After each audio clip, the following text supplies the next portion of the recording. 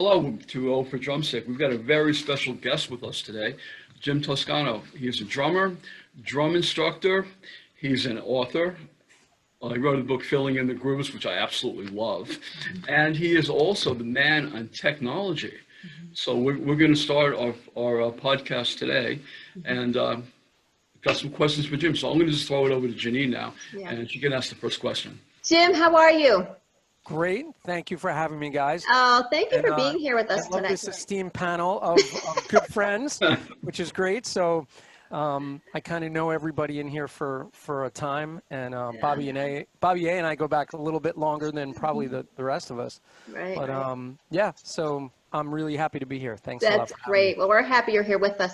You know, we got a chance to speak the other day, and I had some time to think about what I wanted to ask you. And being that you're the technology man, I'm just, as a student, I'm just now getting myself set up properly for my online lessons, and I'm feeling a little bit more comfortable, and John's helped me with some things that I've needed to purchase. So I was just curious if you could talk to us a little bit about from the student's perspective, what might help them get them started and properly set up for their lessons without like maybe breaking their budget. Yeah, absolutely. And, you know, this is something that as drum instructors, we all struggle with. And it's not just drum instructors. I've spoken to, you know, educators that teach all different instruments, and how they deal with lessons has become obviously a big thing, and also problematic at times, depending on the platform that you're on. So I kind of, for best practices, what I try to tell students, especially when it comes to sound, is if you can get on somebody's laptop in the house. So if you have to borrow dad's laptop for the lesson, or your sister's laptop, you know, for that 1 hour or however long their lesson is, the laptop does open up better configuration for audio. So whereas on, let's say, a Chromebook or an iPad, they're kind of limited in what that's going to be able to do. And I'll tell you that there was a time when Apple had written into their code, however they do the operating system for iPad and iPhone, where a microphone that was connected via Lightning or whatever your connection is on your iPhone, you'd be able to plug in an external mic and have that go to Skype or Zoom.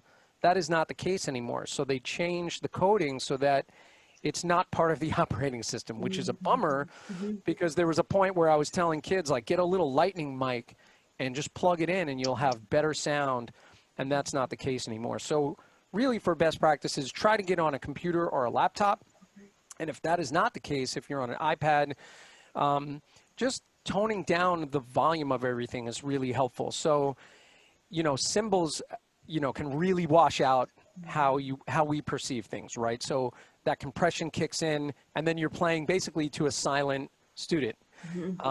So, you know, those are the challenges we have to deal with. So, or doing, you know, practice pad work and playing with hands. However, you'll notice that on the new Zoom updates, that the compression will even cut out practice pads. So, you know, it's not meant for musicians technically. So we're finding ways to adapt for musicians, but I think I do have the ear of some people at Zoom, and hopefully they're considering getting the settings in such a way that we can utilize it on every platform, especially for the student side. Great. Yeah, if you want to go to my website, jgillondrums.com, we have a fix on there. We've got an earlier version of Zoom that people can download, and you're going to see a second file up there. Well, actually, it's the first file, and what that's going to do is going to delete the automatic update in the Zoom software. So you'd run that first, and then you download the earlier version of Zoom, which I had to do here. I mean, I had an issue Monday, and I mentioned to Jim I lost all my sound, but that's a pretty quick fix in there, you know. Yeah. And like you said, I mean, this is our livelihood. We went from face-to-face in studio to digital online, you know. So, Yeah. Jim, I wanted to ask you, one of the things when I first started teaching online, I was using a webcam and a Yeti mic overhead. Now, would you recommend that for students? And what do you think the best camera angle would be for that? Yeah, absolutely. I think, first of all, on the student side, even if let's say they're using their laptop and they're using the iSight built-in camera, right? Just adding the Blue Yeti USB microphone or any decent USB microphone. The Blue Yeti seems to be the one that's probably the highest rated, which is this guy right here.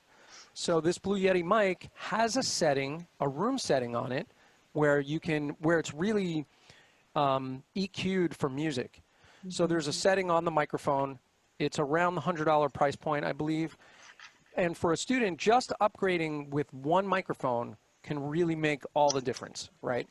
And as far as an angle, what I try to tell students to do is use a music stand or something that's a little bit higher than where they're sitting. Because if they're going from down below, here, I'll show you my drum kit angle.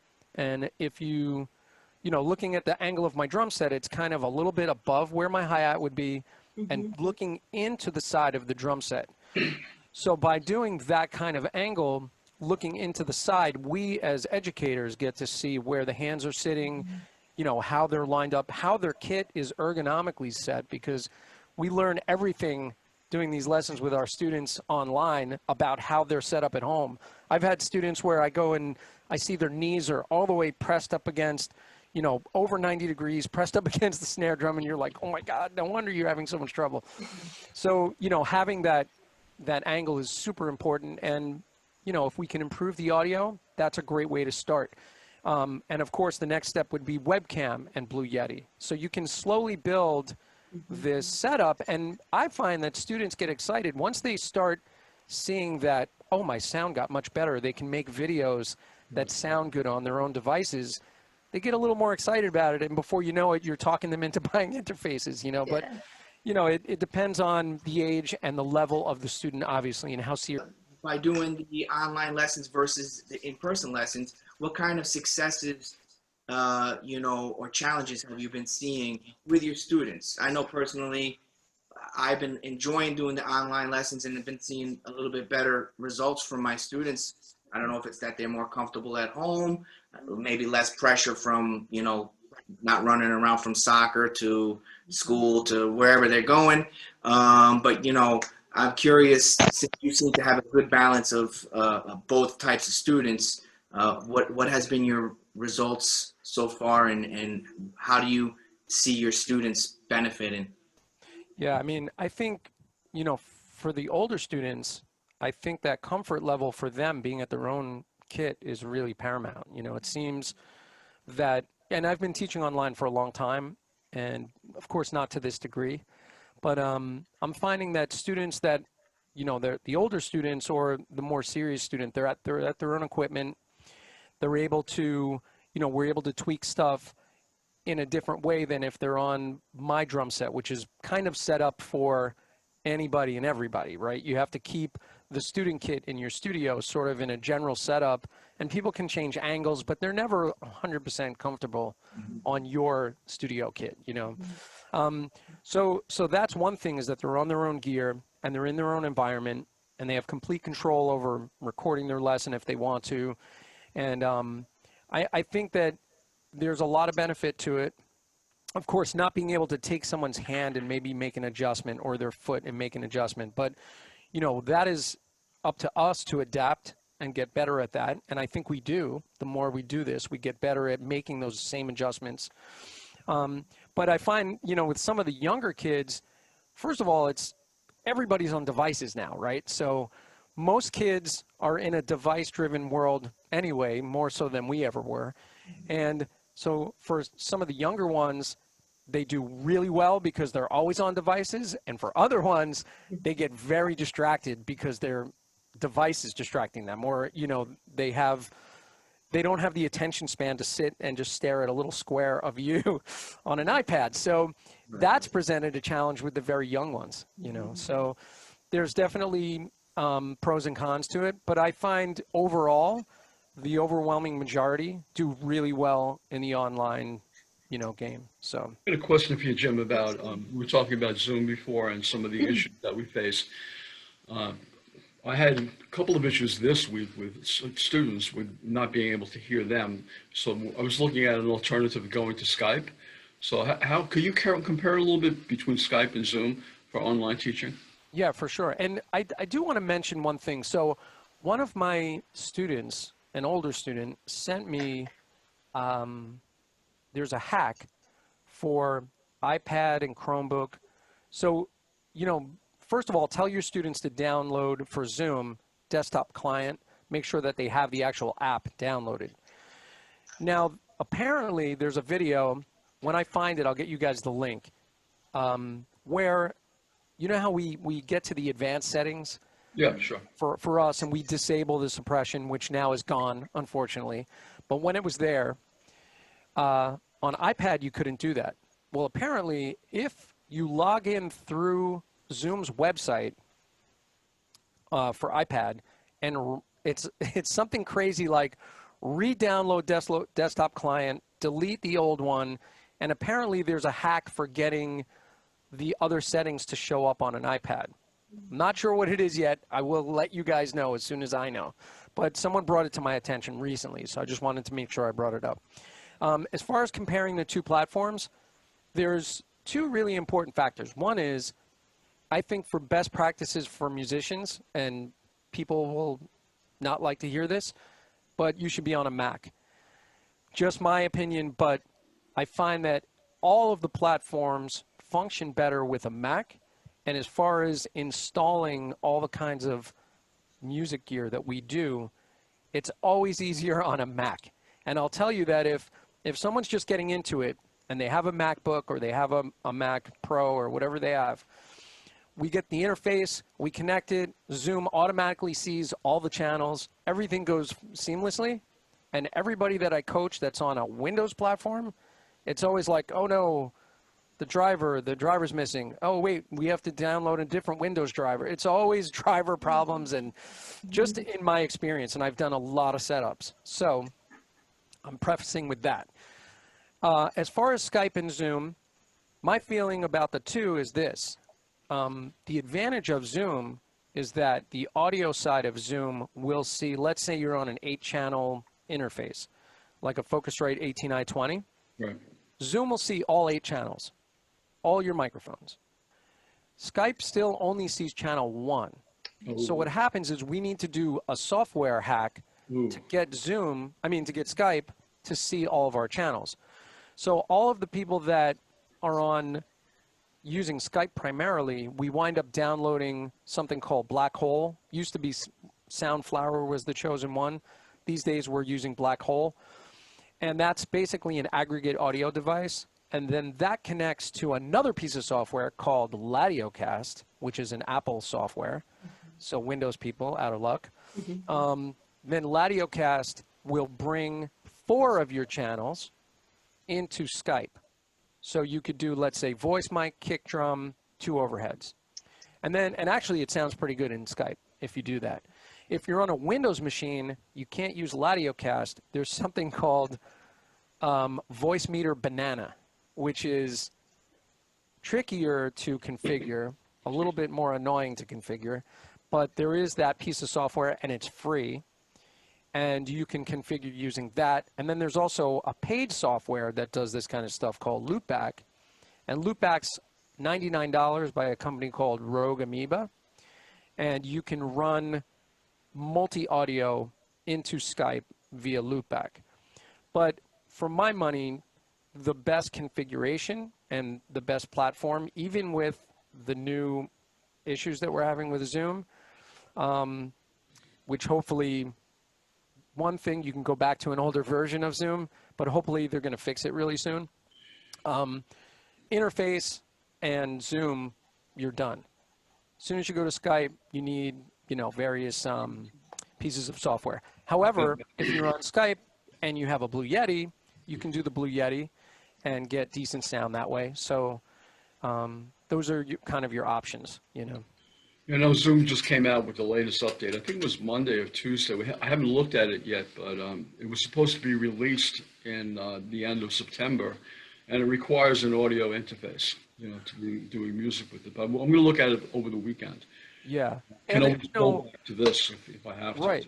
And I've not upgraded to that version either because I'm on 8.1.2, which I think that's 8.1.2. which seems to function still fine and has the old settings still built in there. Yeah, that's what I'm So- using as well. Yeah, and yesterday I was emailing with Zoom again because they've answered me again, basically saying that there's some new things coming down the pipe, and they understand my concerns and all this kind of stuff. But I just wrote back to them, it doesn't work for us, and I put the list, and I said add disable back to the list, and I'm encouraging everybody just to keep emailing them and complaining Right. because they are listening. And they do get back very quickly. They get back, probably within the same day, but within 24 hours. So I would, while we have their ear, let's just keep pounding them and tell them what we need. Yeah, I would say the fix really is like you're doing and I'm doing, is just an earlier version until they get this resolved. Yeah, if you happen to, not clean out your downloads, if you have that earlier exe file from Zoom, just re-download one of the old ones, or like John said, he had the link up to the old file. So just follow that, re-download the old one. And, this is just a quick lesson on technology in general. Don't always automatically update all of your software Right. because you don't know if it's a new update and it's not been tested yet. You don't know if that's going to do something negative to your software. So with Logic or Sibelius or any of the programs that I use, I don't upgrade right away. I wait because let's say they come out with 8.4, in a couple of weeks it's going to be 8.4.1, and then it's going to be 8.4.2, bug fixes. So there's all these bug fixes that will come along. And so just be patient before you automatically jump in and start updating all your software. You made a good point, Jim, and especially now with the kids going back to school, most of it is distance learning. Yeah. And I think the distraction also is all of a sudden they get a text or a message or whatever, and, they're looking at you and meanwhile they're on their phone, Right. Yeah. See, I have this little stand for my phone. Yeah. Right. So kids see that, and then now I feel like they have this going on. They have their phone propped up like over there, and so they're looking at me, and then they're doing this, Yeah, right. Oh, yeah. and I'm like, And you can tell, right? take that phone and chuck it across the room because Yeah. otherwise I'm hanging up. Yeah, so- Same thing. I tell them to hide the phone, and when I was teaching in person, I would take the clock down. Because the worst thing I'd be teaching and looking at it, and I see them looking at the clock behind me, or I would turn it upside down, or I would just put it like I took the battery out and be like, how come it's always 7:15? Because I said, why are you looking at the clock instead of looking at that syncopation? Well, the great thing is, when you have students that are really super engaged, and we're fortunate, that we're all fortunate to have a percentage of those, right? Those are the lessons where you go over by accident. You're like, oh my God, I got to jump into my next lesson. Hopefully that's what we hope for, right? Is to have them so engaged that we lose track of time.